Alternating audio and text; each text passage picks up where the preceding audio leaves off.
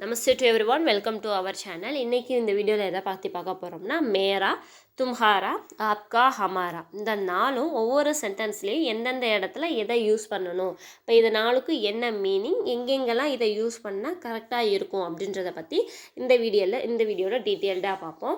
First one பார்த்தீங்கன்னா மேரா. மேரானா என்னுடைய.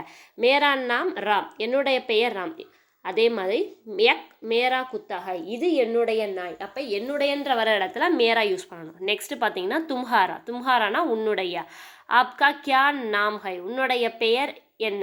அப்போ உன்னுடையன்ற இடத்துல தும்ஹாரா அப்படின்றத யூஸ் பண்ணணும். நெக்ஸ்ட் பார்த்தீங்கன்னா ஆப்கா.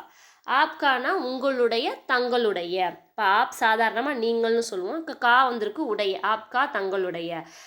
யக் ஆப்கி கிதாப் ஹை, இது உங்களுடைய புக். நெக்ஸ்ட் பார்த்தீங்கன்னா ஹமாரா. ஹமாரானா நம்முடைய, எங்களுடைய.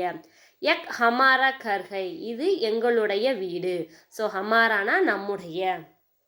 நெக்ஸ்ட் பார்த்தீங்கன்னா இஸ் உஸ். ஜென்ரலாக இஸ் அப்படின்னா இந்த. இஸ்கா, இஸ்கி, இஸ்கே இதெல்லாம் இவனுடைய, இதனுடைய, இவளுடையன்னு வரும்.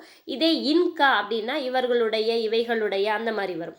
இதே சேம் உஸ்னா ஆள வரணும், அந்த மாதிரி. இப்போ உஸ்கா உஸ்கினா அவனுடைய, அவளுடைய. உன்கானா அவர்களுடைய, அவை